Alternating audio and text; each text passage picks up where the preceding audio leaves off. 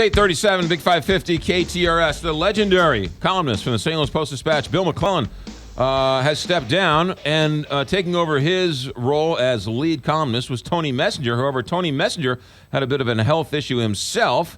He's now back writing. Tony, first of all, good to hear your voice. How are we doing health-wise?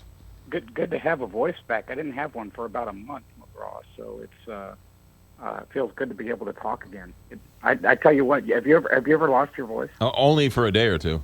Oh my goodness! Not being able to talk for a month is my poor family. They're all saints. But no, I'm doing well. I'm back to writing once a week now, and hope to be back to 4 columns a week sometime in December. Good to hear your voice, and good to hear things are on the mend.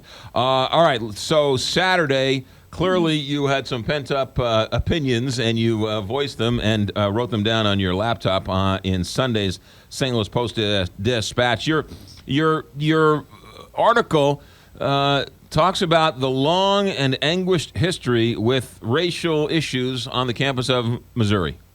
True, and one of the things that I pointed out is that it's not a new problem. It's something that has been around for a long time, and one of the things that happens is people love Mizzou. White people, black people, Asian people, doesn't matter. People who go to Mizzou, who live in Columbia, as I did for a long time, they love Mizzou and they love their alma mater, and so it's a very natural thing, very similar to what we saw with the mayor and some of the public officials in Ferguson, that when your community is criticized, you defend it. That's not my Mizzou. I love Mizzou. Mizzou was great for me.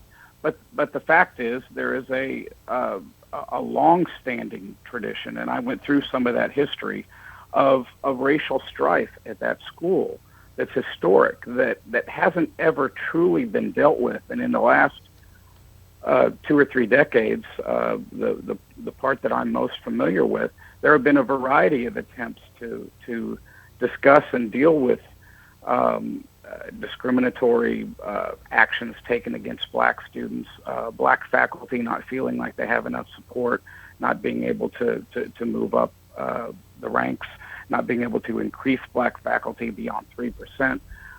These are long-standing problems, and so the conclusion I had in my column is that the first step has to be to admit there's a problem.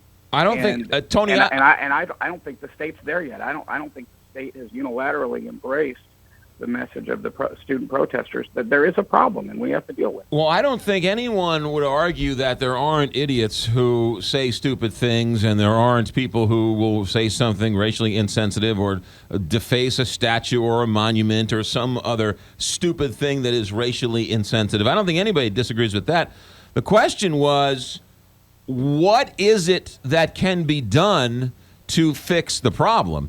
And who is responsible for it? If a white person in a truck with a swastika or a Confederate flag hurls something racially insensitive at the president of the student union, who is a black man, that's very different than institutional racism, which everyone agrees exists on one form or another. And so the criticism was, what is it they want changed?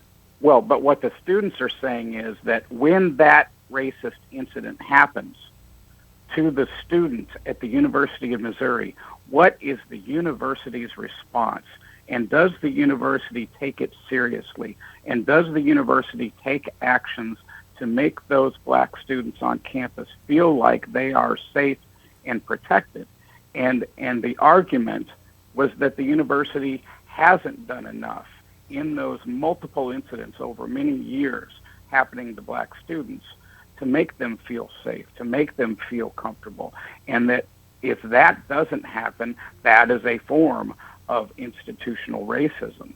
And I believe that argument has some validity. I don't disagree with that, but what do they want the president to do when a nameless, faceless person hurls some racial insensitive comment their way?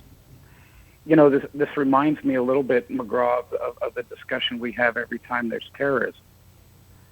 we have a whole bunch of people in this country blaming all Muslims every time there's terrorism. Look, we as white people can't take responsibility for every racist in our midst, but until we as the non-racist white community accept that it exists and that it's a daily problem for black students on the campus of the University of Missouri, we don't make real progress. And so that's what the students are asking for. This is an outcropping to some degree. The University of Missouri problems are longstanding on their own, but this is very much part of what came out of Ferguson and what is this new civil rights movement, is that this nation has not entirely dealt with its race problem. And I look at my email box from my Sunday column, and I have rural white people ticked off at me because I called them all racist. And that's the problem. Until we get beyond this defensive reaction, and we as, I say we because you and I happen to both be white men, we as white people accept the fact that there are things going on in the black community and experiences that they have on a daily basis, driving while black, walking while black, etc., that we haven't experienced and that isn't real. They're asking us to listen to them and to look at our institutions and make changes where we can so that we are a more inclusive society and deal with some of the ingrained racism that has existed in our country that we haven't ever really dealt with. And that's what they're asking us to do.